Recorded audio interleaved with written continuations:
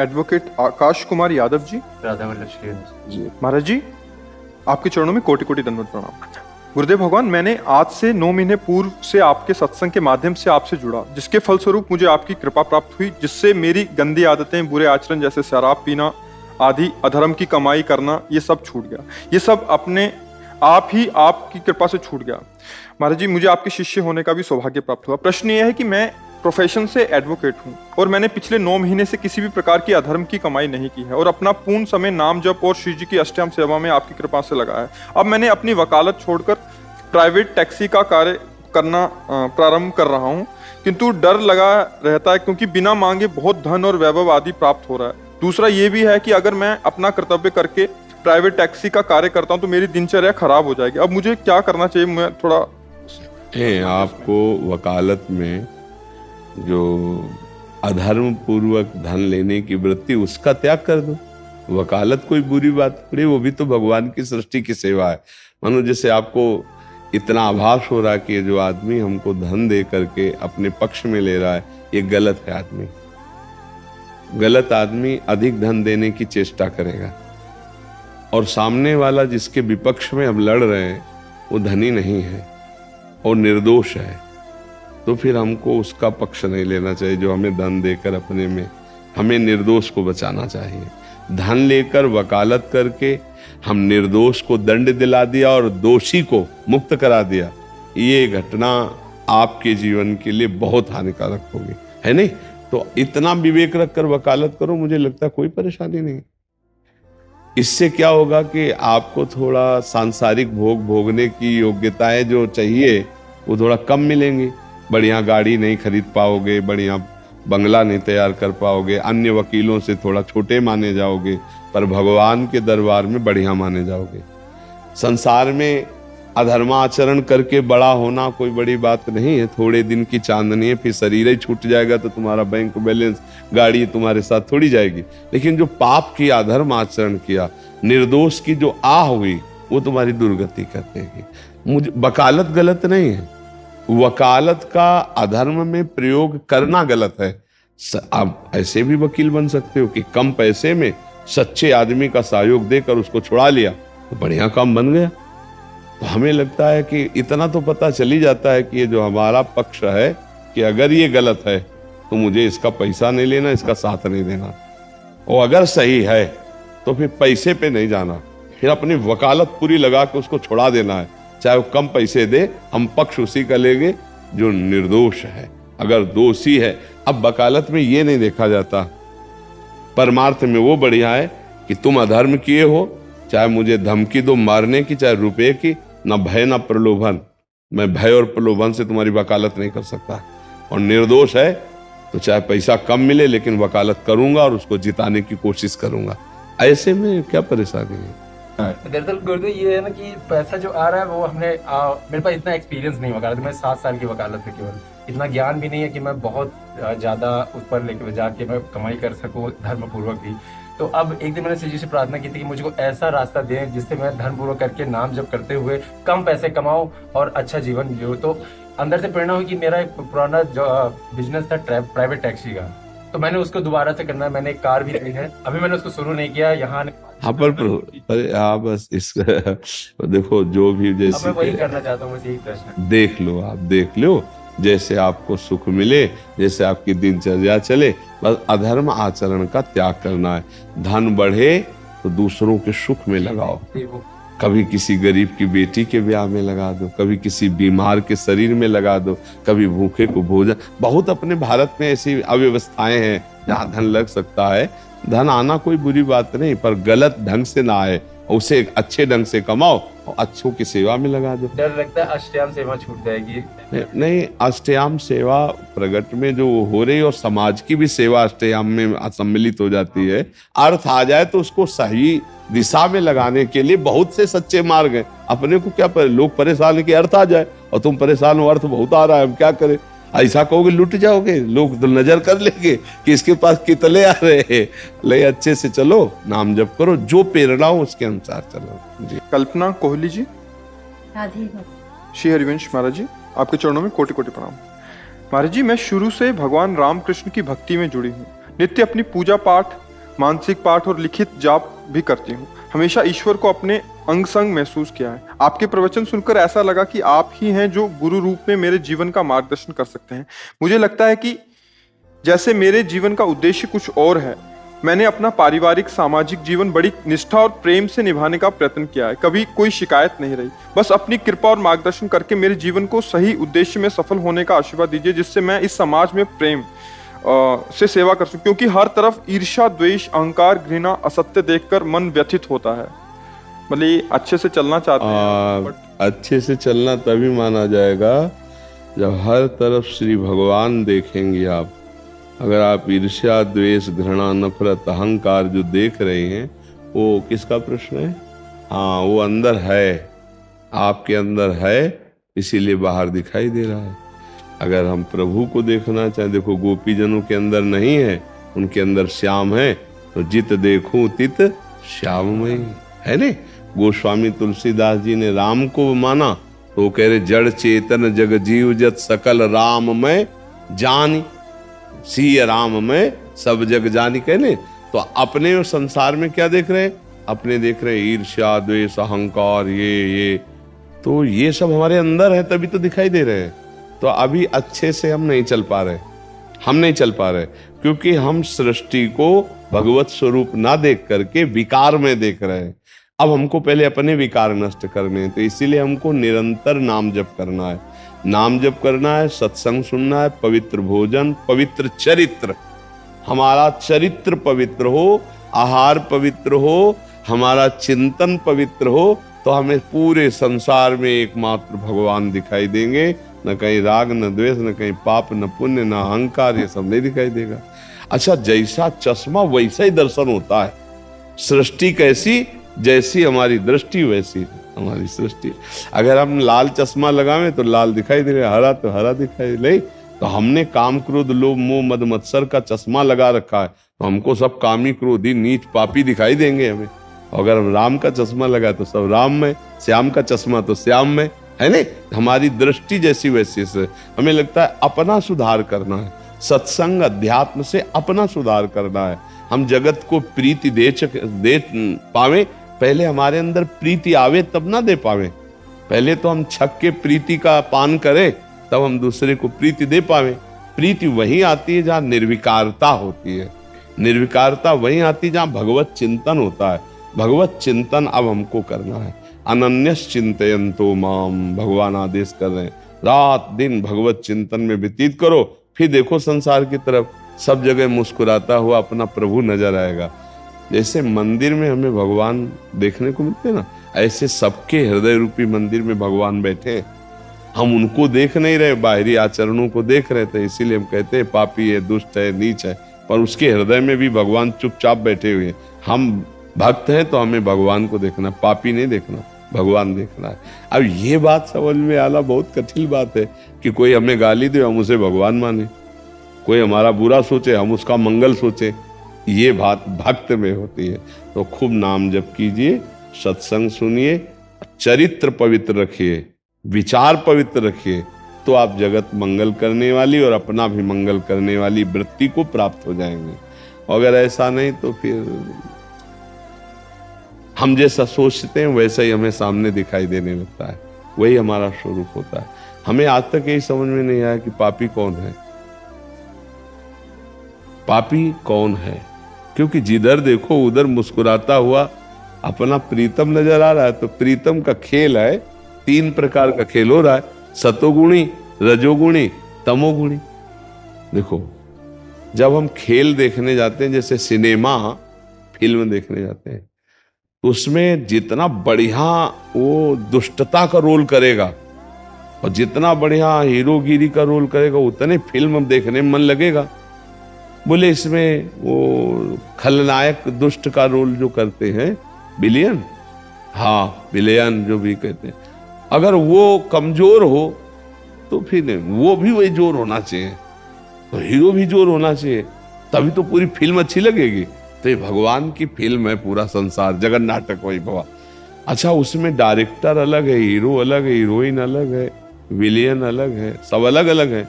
और इसमें आप ही डायरेक्टर हैं, वो आप ही हीरो हैं, वो आप ही विलियन है, अपने आप से अपने आप में वो नाटक कर रहा है। अब इस जोर के नाटक को अगर आप देख पाओ कि मेरा प्रभु ही तमोगुणी, मेरा प्रभु ही रजोगुणी, मेरा प्रभु ही सतोगुणी लीला कर रहा है, अब हम किसको बुरा कहेंगे? जब मेरा स्वामी ही लीला कर रहा है तो हम बुरा किसको कहेंगे?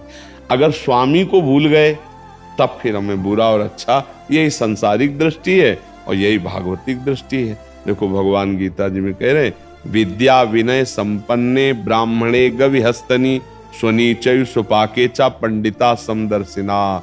जो सब में एक भगवान को देखता है वही ज्ञानी है, वही विद्वान है, वही भक्त है। और अगर ऐसा नहीं देखा तो फिर संसारी है। तो संसारी दृष्टि का परिवर्तन करना ही तो अध्यात्म मार्ग है। नाम जप करो, अच्छे आचरण करो, शास्त्रों का स्वाध्याय करो, संतों का संग करो, तो अध्यात्म जागृत हो जाएगा, सब ठीक हो जाए। यहाँ ठीक हुआ तो सब ठीक हुआ, यहाँ गलत है तो सब गलत है, यही सुधार करना है, बाहर नहीं। यहाँ सुधरा तो सब ठीक हो जाता है। समझ पा रहे आप? अंकित द्विवेदी जी बेंगलोर से। श्री हरिवंश महाराज जी, आपके चरणों में कोटि कोटि प्रणाम। महाराज जी, जीव स्वभावतः आनंद ही खोजता रहता है और संसार के तुच्छ विषय भोगों के भ्रमात्मक सुखों में फंस जाता है। महाराज जी, क्या भगवदानंद के बिना अधिक समय तक शरणागत चल सकता है?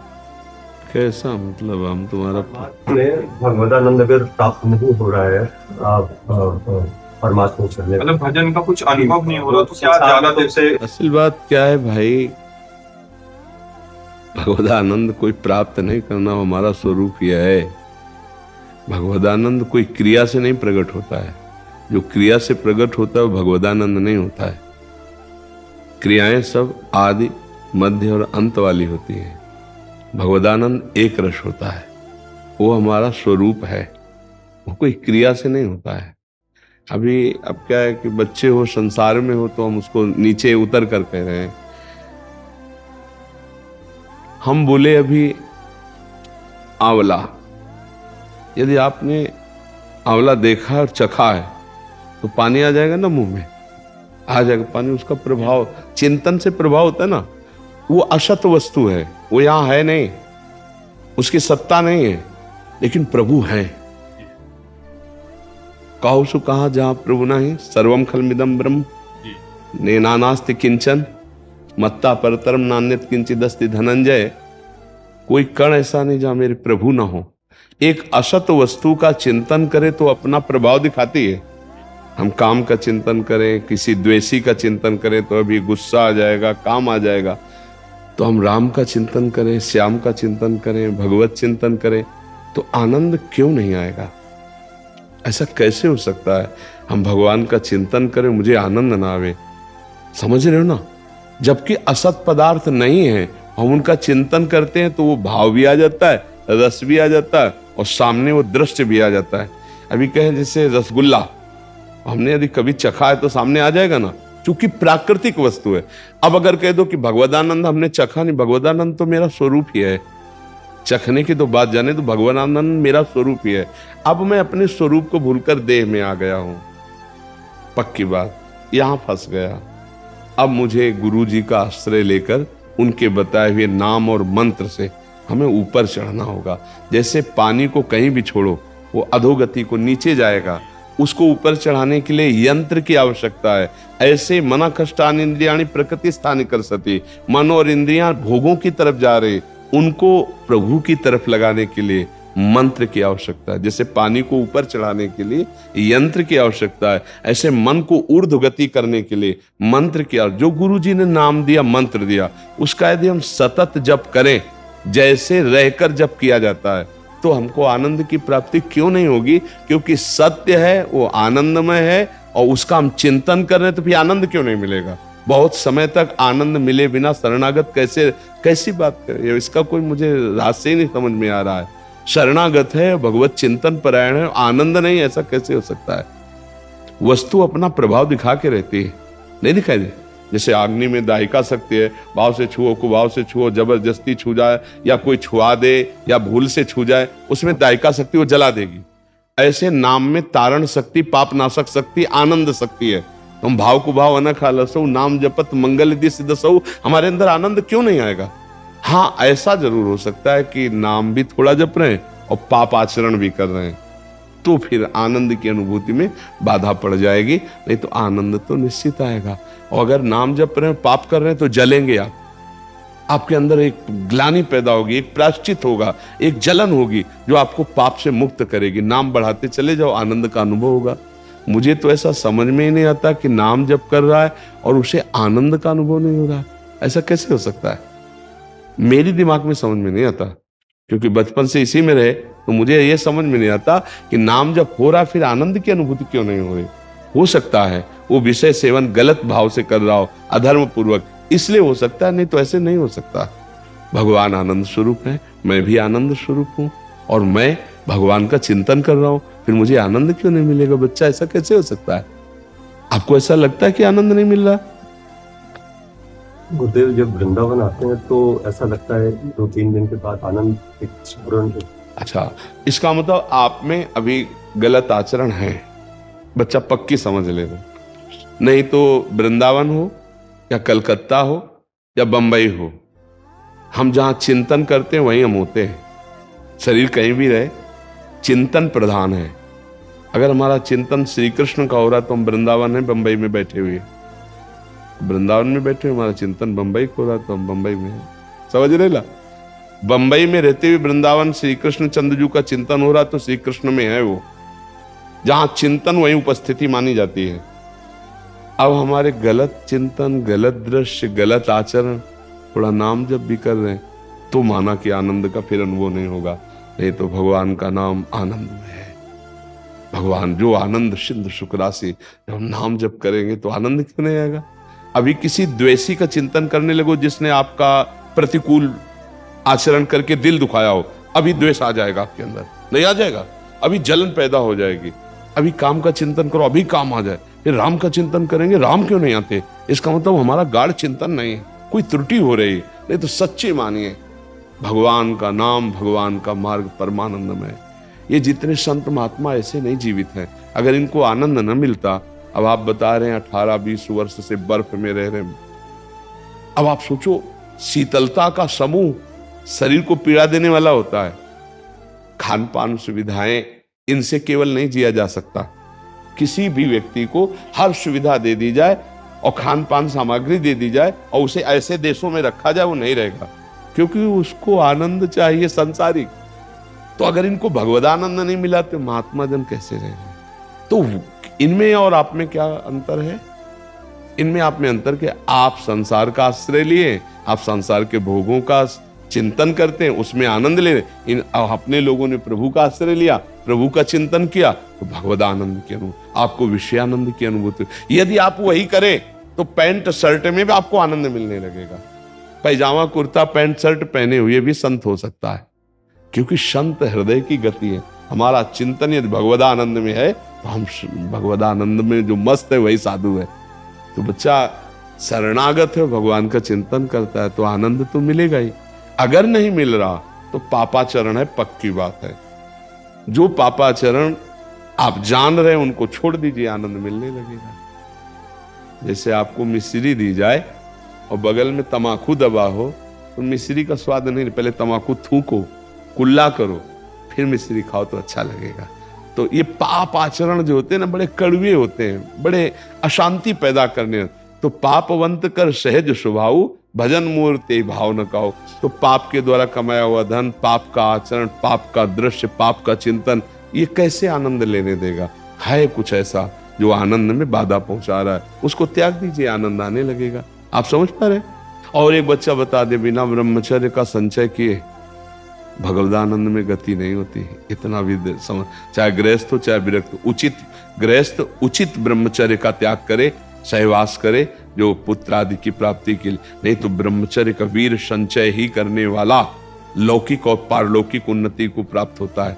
और जो इस बात को नहीं समझ पा रहे तो उनकी बौद्धिक शक्ति बहुत कमजोर हो जाती है, उनका स्मरण शक्ति लोप हो जाती है। फिर वो इस अध्यात्म मार्ग में क्या, लौकिक मार्ग में भी जरा सी बात में गुस्सा हो जाना, जरा सी बात में वो डिप्रेशन में पहुंच जाना। तो इसलिए इस पर ध्यान दो, थोड़ा इसको भी सुधार करो, ठीक है? हाँ, उचित सात्विक आहार, अगर गृहस्थी में हो तो उचित सहवास, संयम, नियम, व्यायाम, प्राणायाम, जिससे आप शरीर स्वस्थ रहे, बुद्धि शुद्ध रहे, फिर भगवान के भजन में रति होती है। और जैसे जैसे भगवदानंद बढ़ता जाएगा, विषयानंद भस्म होता जाएगा, वैसे वैसे अपने आप भस्म होता जाएगा। अच्छा ही नहीं लगेगा, अच्छा ही नहीं लगेगा, पक्का समझ लेना। पर नाम जब खूब बढ़ाओ और सत्संग सुनते रहो, ठीक है। अंशु तिवारी जी,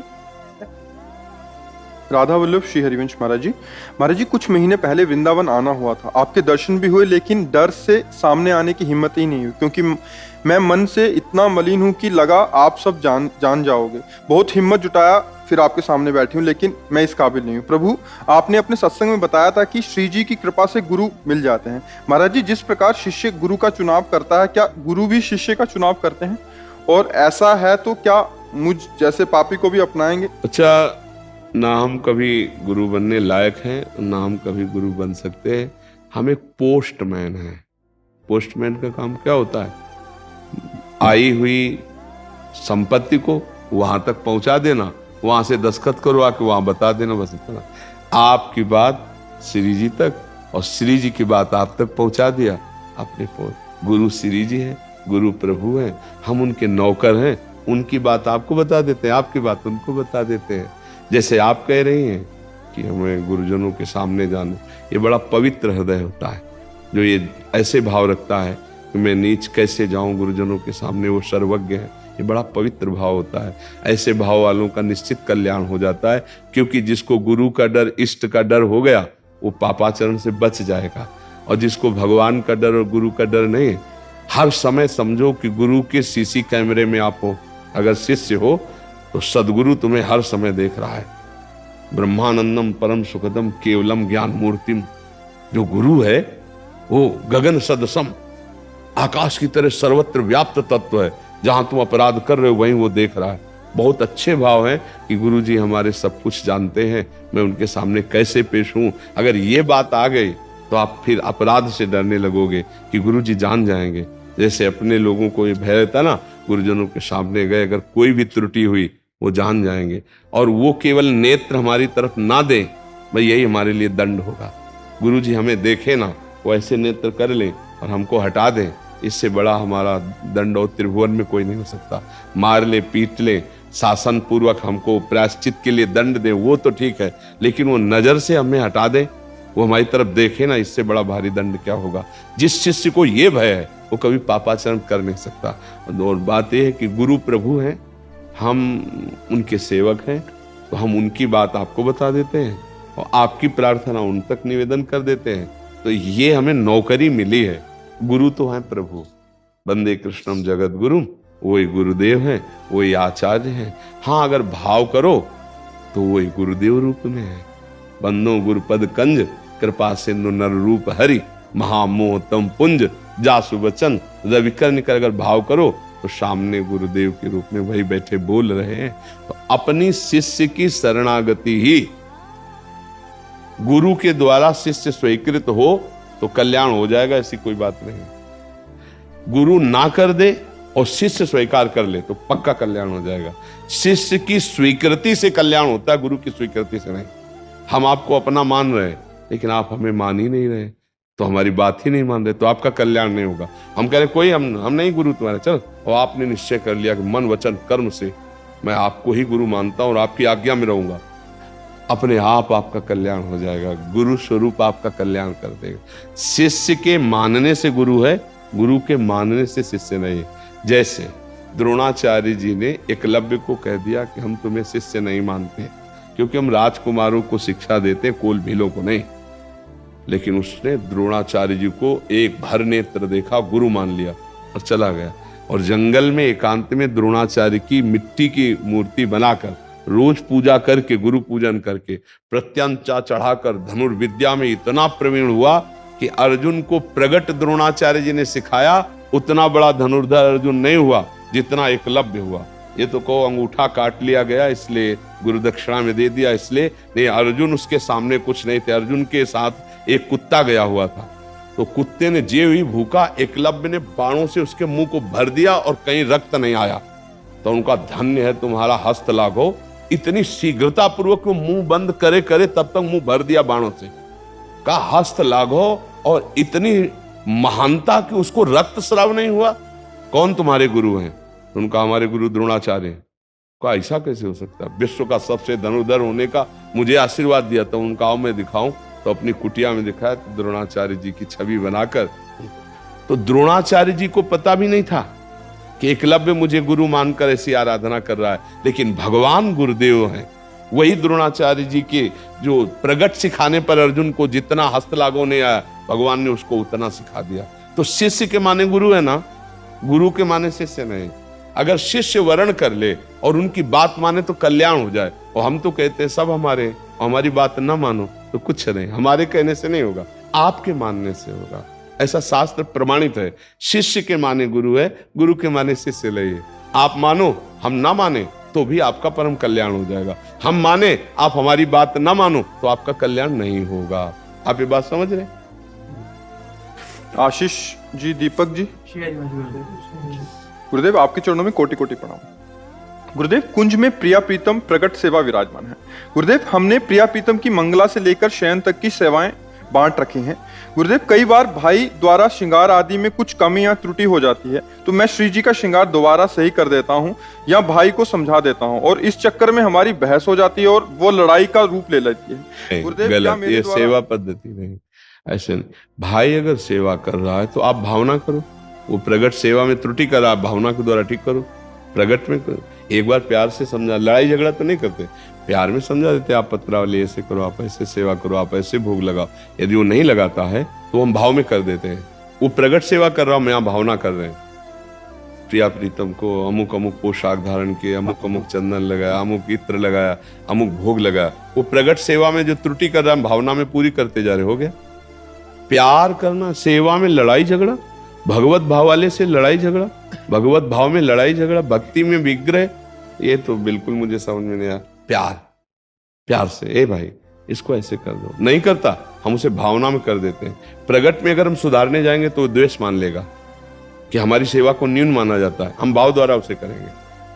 प्रिया प्रीतम भाव, प्रगट सेवा से ज्यादा मानसिक सेवा का महत्व है। तो मानसिक सेवा में वही प्रगट ठाकुर का मानस भाव में लाओ। मान लो दिव्य भाव नहीं आ रहा तो वही जो छवि, वही जो मूर्ति, जो विग्रह, उसी को भाव में लाओ, उसी का श्रृंगार किया, उसी का भोग लगाया। जो त्रुटि हो रही वो ऐसे पूर्ण करो, मानस सेवा से पूर्ण करो। कभी लड़ो मत। ये लड़ाई झगड़ा भक्ति नहीं सिखाती, ये भगवत मार्ग नहीं है। जो लड़ाई झगड़ा करते हैं वो मूर्खता करते हैं। भगवत मार्ग में कभी लड़ाई, सहनशीलता, सहनशीलता ये भक्त का लक्षण है। मात्रा स्पर्शास्तु कौन्तेय शीतोष्ण सुख दुखदा आगमा पाइनो अनित्या स्थितिक्षु भारत। हर इंद्री की अनुकूलता प्रतिकूलता को शीतलता उष्णता कहते हैं। अब गुस्सा आ गई, लड़ाई झगड़ा हो गया, बोले किस बात में? बोले श्री जी की सेवा में। ये कोई भक्ति है? नहीं। भक्ति का लक्षण है करुणा, मित्रता, सहनशीलता, ऐसे प्रेम का व्यवहार कि आपको खुद जलन ना हो और आपकी वार्ता से दूसरे को जलन ना हो, ऐसा भाव रखो। ठीक है, आज से इस बात का सुधार करना। भाई से मतलब श्रृंगार इत्यादि करते हैं ना, तो भाई से जब मतलब बोलता हूँ मैं थोड़ा सा इसमें चंद्रिका ऐसे है या वैसे, तो वो बोलते हैं कि नीतू लालजू को तैयार कर लेगा, श्री जी में तो मेरा कॉपीराइट है। हाँ, जैसे देखो, जैसे वो कर ले, आप भाव से कर लो, प्यार से समझा दो, भाव से। लड़ाई झगड़ा शब्द में हमें अच्छा नहीं लगा। तो समझाना फिर बहस हो जाती है उस पर। नहीं, बहस नहीं, अपनी बोल दिया, नहीं माना, कोई बात नहीं। गंभीरता इस बात की होती है कि हमने कह दिया, निवेदन किया, आप ऐसे कर दिए, नहीं माना, शांत हो गए। श्री जी की जैसी इच्छा वैसा उसको प्रेरित करके अपनी सेवा करा रही, हम भाव से करते हैं। हमारी बात को समझ रहे ना? भाव से सेवा, भावोत्सवेन भजताम रस काम धेनुम। भाव का भूखा हूं मैं और भाव ही एक सार है। भाव से मुझको बजे तो भाव से बेड़ा पाए। लड़ाई झगड़ा भाव है क्या? गंदी बात, इसको छोड़ दो। लड़ाई झगड़ा नहीं, प्यार से समझा दिया, नहीं समझ पा रहा, आप शांत हो गए, वो चला गया, आप सुधार दिया। नहीं तो भाव में अपने सुधार कर लो। भाव में हमने देखा श्री जी की, हमने चंद्रिका ऐसी कर दी, ऐसे हमने पत्रावली कर दी। श्री जी भाव स्वीकार करते हैं। समझ पा रहे हैं आप हमारी बात? हाँ जी, श्री कृष्ण के प्रति एक भाव नहीं रहता, इससे क्या मैं उनका अपमान तो नहीं करता? एक भाव नहीं रहता। जैसे कभी माता पिता के रूप में उनको पूछते हैं, तो कभी मित्र के रूप से उनसे लड़ते झगड़ते हैं, तो कभी भगवान रूप में उनके लिए बहुत रोते हैं। तो मित्रता पूर्वक जैसे उनसे लड़ते हैं तो कभी लगता है मैं अपमान तो नहीं बच्चा, बहुत आपके अहोभाग्य। त्वमेव माता च पिता त्वमेव बंधुश्च सखा त्वमेव विद्या द्रविणं त्वमेव सर्वम मम देव देव। सारे भाव प्रभु से ही तो करेंगे। तुम ही माता पिता हो, तुम ही हमारे दोस्त हो, तुम ही हमारे स्वामी हो, तुम ही हमारी संपत्ति हो, तुम ही हमारे सर्वस्व हो। बिल्कुल नहीं। हम लड़ेंगे भी किससे? अगर प्यार उनसे करते हैं तो लड़ेंगे भी तो उन्हीं से ना। बिल्कुल, बहुत अच्छी तरह, खूब अच्छे से लड़ो। वो इतने कमजोर नहीं कि तुम्हारी लड़ाई से हार जाएंगे। हाँ, और हम किससे लड़ेंगे भाई? हमें गुस्सा आ रहा तो किससे लड़ेंगे? उन्हीं से लड़ेंगे। हाँ, अच्छे से लड़ो, उन्हीं से प्यार करो, उन्हीं से। ये तो अहो भाग्य है कि आप प्रभु से लड़ रहे हैं। प्रभु से किसी भी भाव से जुड़ जाया जाए, वो परम ब्रह्म है, सच्चिदानंद है, हमारा परम मंगल कर देते, हमारा परम दुलार कर देते। ठीक है ना? हाँ, बिल्कुल कोई पाप नहीं इसमें। राधे राधे महाराज जी। महाराज जी, श्री भगवान अपने भक्तों की इतनी परीक्षा क्यों लेते हैं? क्यों लेते हैं? कहाँ परीक्षा लेते हैं? कौन सी परीक्षा आपके पास है? आइए, आप बताइए ना, कौन सी परीक्षा है? अभी परीक्षा देखे नहीं किसे कहते हैं, तो परीक्षा कह दिया। अभी परीक्षा कहाँ देखा है आपने? परीक्षा आपकी कोई हुई परीक्षा क्या? अरे, कर्मों के भोगों को परीक्षा मत कहिए। शुभ और अशुभ कर्म दो जीवों से होते रहते हैं और उन्हीं का परिणाम सुख और दुख भोगना पड़ता है। तो जब दुख आता है तो पाप कर्म के परिणाम से आता है, उसे परीक्षा थोड़ी कहते हैं। परीक्षा तो उनकी होती है जिनकी पढ़ाई चल रही है। अभी तो क्लास में ही नाम नहीं लिखा गया, इसलिए परीक्षा की बात तो मत कीजिए। परीक्षा तो आध्यात्मिक ऊंचाई पर चढ़ने वाले की होती है कि कंचन और कामनी और कीर्ति का जाल फेंका जाता है और वो उसे क्रॉस करके भगवदानंद में स्थित होता है। वहां परीक्षाओं की बात होती है। यहाँ परीक्षा हो रही क्या? यहाँ तो गिरे हुए ही पड़े हैं, क्या परीक्षा हो रही? क्यों सकी? हमारी बात समझ में आ रही है? हाँ, कोई परीक्षा नहीं। अवश्य में भोक्तव्यम कृतम कर्म शुभाशुभम। थोड़ा सा कड़वा लग रहा होगा। कर्म का परिणाम जीव को भोगना पड़ता है। तो हम अपने जो पूर्व में कर्म किए हैं, जिनसे हमारे शरीर की रचना हुई है, वो हमें भोगने पड़ रहे हैं। अब हम अच्छे कर्म करें, भगवान शिव की, भगवान हरि की आराधना कर रहे हैं, इसका फल हमें वर्तमान में और आगे भी मिलेगा। वर्तमान में ये मिलेगा कि आए हुए दुख को हम आनंद पूर्वक सह सकते हैं। भला दुख कोई आनंद पूर्वक सहता है, लेकिन भक्त आनंद पूर्वक दुख को सहता है। परीक्षा का तात्पर्य होता है प्रलोभन और भय, दो दिखाकर उसकी निष्ठा देखी जाती है कि आप भगवान का विस्मरण इस भोग से कर सकते हैं, इस भोग से कर सकते हैं, इस वैभव से कर सकते हैं। वो आपके सामने फेंका जाएगा। जब त्रिभुवन की राज्य लक्ष्मी देने पर भी एक आधे पल के लिए अपने प्रभु का विस्मरण न हो, तो परीक्षा में पास हो गए, वो भगवत साक्षात्कार कर लेगा। उसे माँ भागवत कहते हैं। तो कंचन, कामिनी, कीर्ति, इन तीन परीक्षाओं के प्रश्न होते हैं। इन्हीं में पूरा संसार है। जो सुख और दुख है, परीक्षा नहीं होती, एक कर्म भोग होता है। एक कर्मों का हम भोग भोगते हैं जो पूर्व से हमारे शरीर रचना के समय रचे गए थे। उनको भोगना अवश्य में भोक्तव्य, उनको भोगना पड़ता है। बड़े बड़े सिद्धों को भोगना पड़ता है।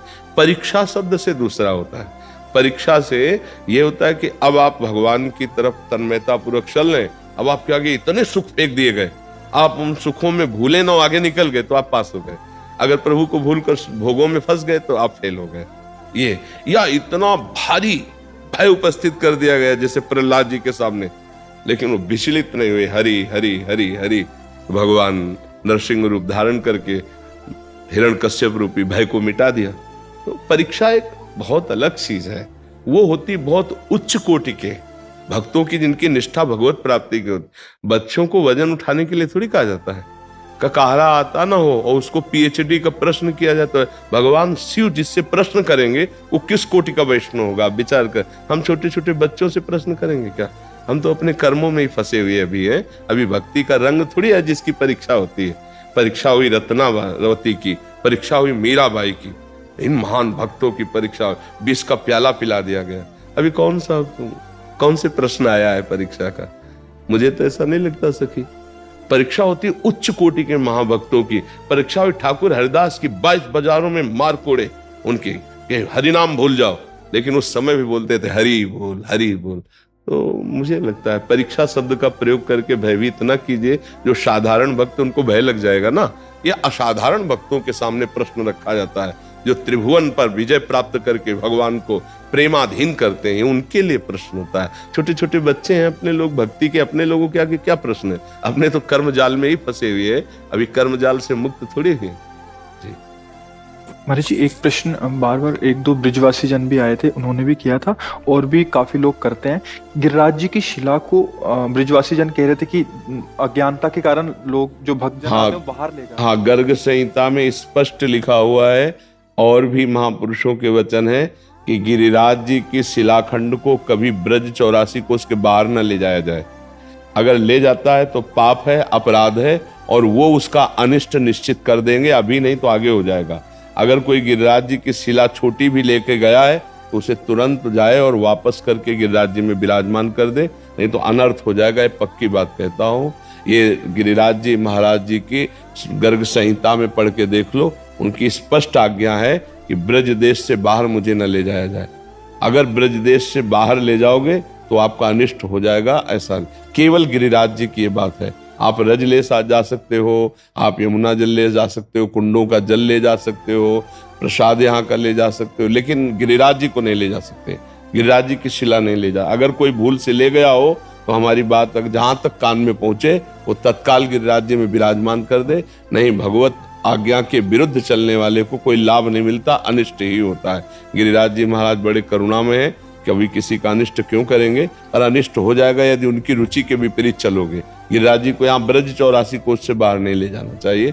ब्रज के अंदर आप विराजमान कर सकते हो, 84 कोस में कहीं भी आप ला सकते हो विराजमान। यहाँ देखो अपने यहाँ विराजमान है, लेकिन आप बाहर नहीं विराजमान, ब्रज 84 कोस के बाहर नहीं विराजमान कर सकते। गिरिराज जी को ऐसा नहीं कि आप थोड़ी से एक शिलाखंड को लिया हो, आप बाहर ले जा रहे हैं, वहाँ घर में विराजमान करके पूजा करें, बिल्कुल नहीं। गिरिराज जी की रुचि नहीं, उनकी आज्ञा नहीं, गर्ग संहिता में मना किया गया है। ये अपराध है और ये अनिष्ट कर देगा, पक्का अनिष्ट कर देगा। एक जन कोई आके कह रहे थे कि उतना ही वजन का स्वर्ण का वो कर दो तो फिर लेके जा सकते हैं, बट भावात्मक वो हाँ नहीं, गिरिराज जी को स्वर्ण की जरूरत नहीं, वो ब्रज 84 को उसके बाहर जाना ही पसंद नहीं किए। साफ स्वीकार कर लिए लेकिन जाना पसंद नहीं किए। रोज तिल भर घटेंगे ऐसा साप अगस्त्य जी ने दिया। गिरिराज जी जो आए उनकी द्रोणागिरी से आए हैं, द्रोणागिरी के पुत्र हैं गिरिराज जी। तो ब्रज में ही उनको ये लीला भगवान का अवतार होना था, इसीलिए वो आए थे। तो अगस्त्य जी ने उनको काशी ले जाने की सोचा था, मैं काशी ले जाकर के उनको विराजमान करूंगा। तो अगस्त्य जी से कहा कि मुझे रास्ते में जहां रख दोगे फिर मैं नहीं उठूंगा। तो उनका मैं रखूंगा ही नहीं, आपको सीधे ले जाऊंगा। तो लघु शंका लगी यहाँ ब्रज क्षेत्र में, इतनी जोर की लगी, वो गिरिराज जी की इच्छा से उन्होंने गिरिराज जी को रख दिया।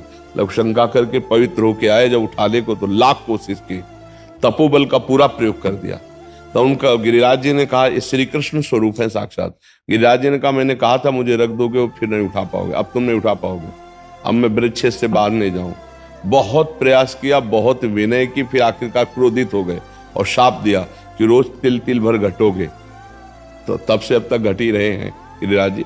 साफ स्वीकार कर लिया लेकिन ब्रज के बाहर नहीं गए, इसलिए ब्रज के बाहर जो ले जाएगा वो अनिष्टकारी ही होगा, उसके लिए मंगल नहीं होगा। अगर कोई ले गया है तो वापस पुनः गिरिराज जी में रख दिया के, ऐसा नहीं, गिरिराज जी को ब्रज से बाहर नहीं, ये भगवत लीला भूमि है, इसलिए यहाँ 84 कोस जी। बुद्धि प्रकाश जी, महाराज जी, मन में जो राग द्वेष दूसरों के प्रति आते हैं उनको कैसे दूर किया जा सकता? देखो, बिना भगवत भाव के राग द्वेष का पूर्ण रूप से नाश नहीं हो सकता।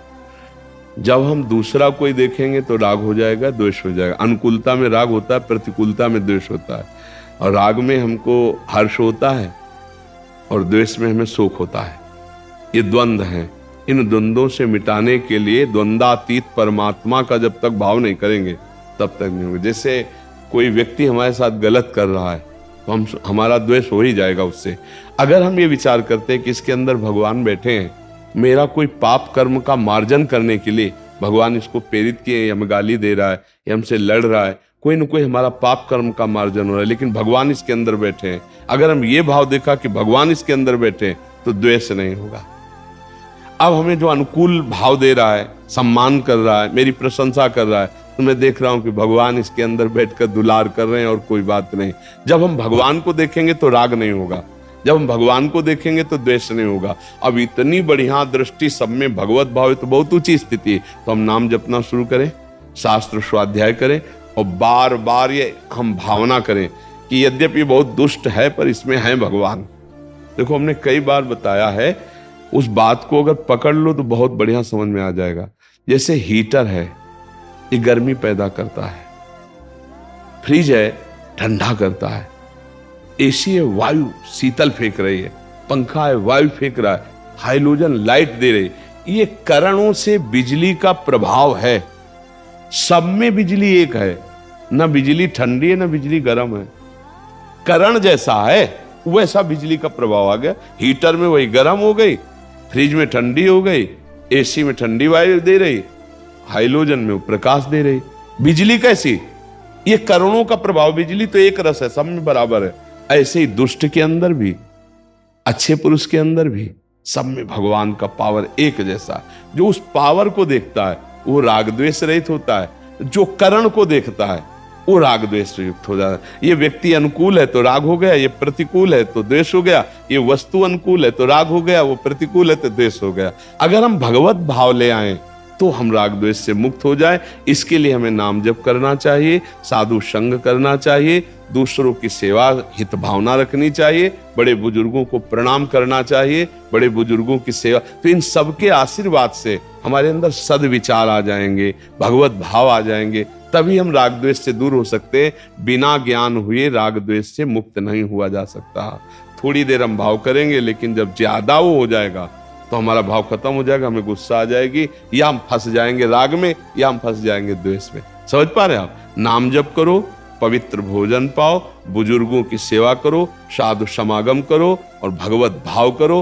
राग द्वेष मुक्त होने का मतलब जीवन मुक्त हो जाना। सारा खेल राग द्वेष का है। पूरे संसार में राग द्वेष, कहीं वस्तु में राग, कहीं व्यक्ति में राग, कहीं स्थान में राग, इन्हीं में तो हम फंसे हुए हैं। कहीं वस्तु में द्वेष, कहीं व्यक्ति में द्वेष, कहीं स्थान में द्वेष, इसी में हम फंसे हुए हैं। राग द्वेष मुक्त हो गया तो जीवन मुक्त हो गया, मतलब द्वंद्व विमुक्ता, ये सिद्ध पुरुष का लक्षण है। तो नाम जप करो, पवित्र भोजन करो, साधु समागम करो, बड़े बुजुर्गों की सेवा करो, उनके आशीर्वाद से बुद्धि शुद्ध हो जाएगी तो राग द्वेष रहित हो जाएगी। समता का भाव, ये द्वंद्व विमुक्ता, समता का भाव, सब में एक भगवान तो सम भाव आ जाएगा, तभी राग द्वेष से मुक्त हो सकते हैं, अन्यथा नहीं। जी।